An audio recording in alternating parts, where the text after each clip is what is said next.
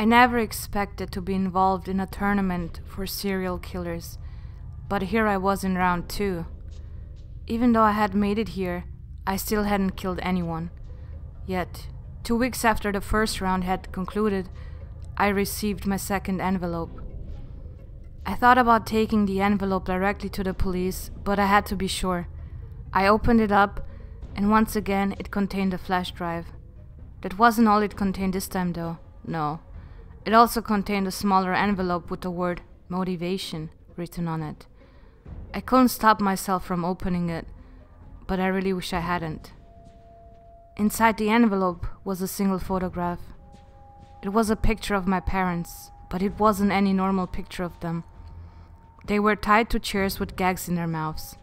Placed between them was a digital clock showing the date and time. If the clock was to be believed, then this photograph had only been taken 1 day prior to me receiving it. There was a message on the back of the photo. This is what it read. No more assists from the police. Good luck.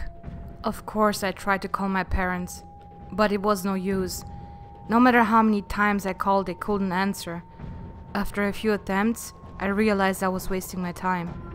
I picked up the USB and didn't hesitate to put it in my personal computer. Once again, I was greeted with a black screen and a distorted voice. I'll do my best to recreate it again. Hello again. We'd like to start by congratulating all 31 competitors who made it to round 2. Unfortunately, we did lose one potential contestant to a stunning double kill. Competitor 13 was the quickest to eliminate their target in a time of 36 hours, 22 minutes. As a reward, they will be given the unexpected by this round. The rest of you shall have your roles reversed this round. Any conflicts have been settled by a coin toss. We are also upping the stakes this round. Only deaths will be accepted for advancement. If a hunter fails to eliminate their target in the time frame, then their location shall be exposed to their other opponents. If this still fails to produce results, then we will send in our own hunters, and both contestants shall unfortunately be disqualified. The theme of this round will be blood. Whoever has the bloodiest finish will receive a bonus going into the next round. Good luck. You are a hunter this round. This means you will be tasked with pushing the action against your opponent, but as you know, they will fight back. You have been given a 12-hour head start in order to make travel plans. You have 1 week to eliminate your target. We hope that we have provided you with adequate motivation to perform this task. You will have 30 seconds to copy the information about to be shown on the screen. After this message, a face popped up on my screen. Along with the face of a man, there was a text at the bottom of the screen. The text provided me with the man's address, name, place of work, and the car he drove. I tried to take a screenshot on my computer, but all my controls were locked. I quickly got up and sprinted to get a pen and a piece of paper. I was barely able to finish jotting down the information before I was once again met with the lines of code and an empty flash drive. I sat there blankly for a minute. How was I supposed to kill someone? I had never really thought about killing anyone before. Of course, maybe I had a fantasy here or there, but never anything serious. Whoever was behind this all had my parents though. If I failed, they would die? Not to mention my target. He was supposed to be a serial killer, right? It seemed unfair. He had experience with this, and he had obviously passed being a hunter in the first round. Would I even be able to beat him at his own game? I wasn't sure, but I had to try. I began to pack my things. The location I had been given was several hundred miles away, so I needed to get on the road as soon as possible. I didn't have a gun, and there really wasn't time to purchase one. What I did have was a replica samurai sword. I had bought it somewhat as a joke, and partly because I thought it was badass. I wasn't sure I would use it, but it was the biggest weapon I had, so I grabbed it. I also packed an assortment of smaller, but still potentially deadly knives that I had. I hit the open road. I still had no idea what I was doing, but I had a long journey to plan something out. As I was filling up at the first gas station on my trip, I had an idea. I purchased a few gas cans and filled them up. I figured they may come in handy at some point. I continued to try and formulate some sort of plan on my way to my target, but it seemed impossible.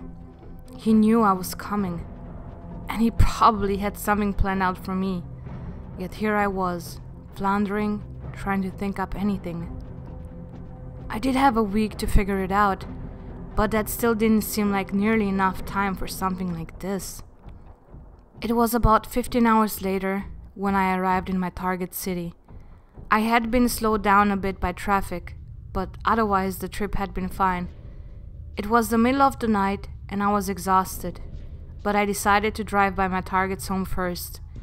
I just wanted an idea of what I was up against. I followed my GPS to the address I had been given. I was led to a 2-story home in the middle of a neighborhood. Nothing really stuck out about the home, but the vehicle in front did also match the information I was given. The house did seem a bit large for a single person. Did I have a family? I didn't linger on the thought. I drove a decent distance away to a hotel and crashed. I woke up around 1 p.m. I quickly got around and began to head back to my target's home. He should be at work right now, so this would give me some time to explore. The tricky part would be breaking into his home in the middle of the day without getting caught. Luckily, there was an alleyway behind the home. He had a large fence surrounding his backyard, so it shouldn't be too challenging at all. I donned a large hoodie and a mask. It will certainly make me stand out more if I was seen, but I would rather risk that than being identified. I easily hopped the fence to the backyard. When I got to the back door, I began to attempt to pick the lock. I wouldn't recommend watching videos while driving, but I had watched several on my road trip, and learning how to pick a lock was one of them. It took far longer than it should have, but I was eventually able to open the door. I silently made my way into the home, just in case. It wasn't necessary though, I was alone. For the most part, the home seemed normal. I was able to breathe a little easier when I saw there were no signs of children living in the home. I scoped out the first and second floors, making sure to take note of the layout. I was about to leave when I noticed one last door. I opened the door and was immediately hit with a putrid smell. I had thought something had smelled a bit off when I was exploring the home, but I wasn't entirely sure. Now I knew for certain that something was not right. The plastic mask I was wearing didn't do much to guard me from the smell.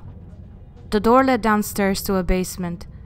I absolutely did not want to go down there, but I knew I had to. The further I went, the more intense the smell became. The bottom contained a small room. There wasn't much to the room, but in one of the corners there was a large freezer. I knew immediately the freezer was the source of the smell. I approached it, knowing what I would find inside. I braced myself before opening the freezer. After a deep breath, I opened it to see what it contained. If you guessed it was a body, you guessed correctly. It was a girl, mid-30s. She was well into the process of decomposing, but I'm sure the freezer had slowed it down somewhat. Was this his previous target? My thoughts were cut short as I heard something. I turned and looked into the opposite corner to see what had made the noise. There was a camera, now fixated on me. I moved out of the range of the camera and watched as it continued to follow me. He was watching me. I sprinted out of the home. He knew I was coming, but now he knew that I was there. I was supposed to be the hunter, yet there I was running again. I got back in my vehicle and retreated back to the hotel. I still had no clue what to do. I wonder how many cameras the man had. The one in the basement couldn't have been the only one. Had he been watching me the whole time I invaded his home? I knew I was a bit of an underdog here, but I had hoped to have some advantage. I decided it was all or nothing now.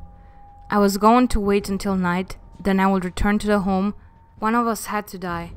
I just hoped that if it was me, that my parents would be released. Night came all too quickly. I prepared my weapons, as well as myself. It could have very well been my last night alive. I could only justify what I was about to do by knowing what might happen to my parents, and knowing what he must have done to that girl in his basement. I once again made my way to the man's backyard. This time I brought along the sword and a few knives. I had also made a makeshift Molotov cocktail. I wasn't sure if I would be able to use it, but it was one of the few things I knew I could easily do. When I reached the back door, I prepared myself to pick the lock again, but I didn't need to. The door was already unlocked. It didn't feel right, but I was already committed. I slowly stepped inside. I immediately noticed the door to the basement was open and that the light was on. I wasn't sure he was down there, but I knew I didn't want to go back down, so I lit the Molotov and threw it down in the staircase. It burst into flames and slowly began to spread. I heard frantic movement coming from below. I moved out of the way of the door and placed my back against the wall while drawing my sword. I began to hear rapid footsteps coming up the stairs. I took a deep breath. When they were almost at the top, I wound my sword back and began to swing it downwards. My swing connected with the man, but it wasn't a direct hit. The moment he saw me, he had jumped sideways just in time to dodge what would have been a killing blow. His right arm, however, wasn't so lucky. It had come off clean, along with what it was holding. His now disconnected arm fell to the floor and dropped the gun it had been gripping, a silenced pistol. The man fell to the floor gripping the stump that had once contained his arm. The cut had been surprisingly clean and was bleeding a lot less than what I would have expected. After a moment, the man made an attempt with his left hand to go for the gun, but I simply kicked it away. "Please don't do this. They have my wife. I had to do it. I have to save her," the man pleaded with me, now on his knees. "I'm sorry." This was the last thing I said before I swung the sword once more. This time the man's head came off clean. I watched it roll to the bottom of the basement. "I had to do it," I said to myself out loud. I had just killed a man. I felt the tears begin to roll down my face underneath the mask. I didn't have time to contemplate the situation anymore, though. The flames coming from the basement had now begun to spread further. I ran from the home as the flames continued to consume the home. I made it to my car and immediately began my journey home. I stopped along the way to burn the clothes I had been wearing, and I found a random field to bury the sword in. I didn't stop to sleep. I don't think I would have been able to anyway. I felt empty, like part of my soul had been taken from me. The worst part is, I knew this wasn't over. When I arrived home, I received what I expected, another text. This is what it read. "Outstanding work. And all on your own this time. We wanted to be the first to welcome you to the Killer Sweet 16. We'll be in contact soon."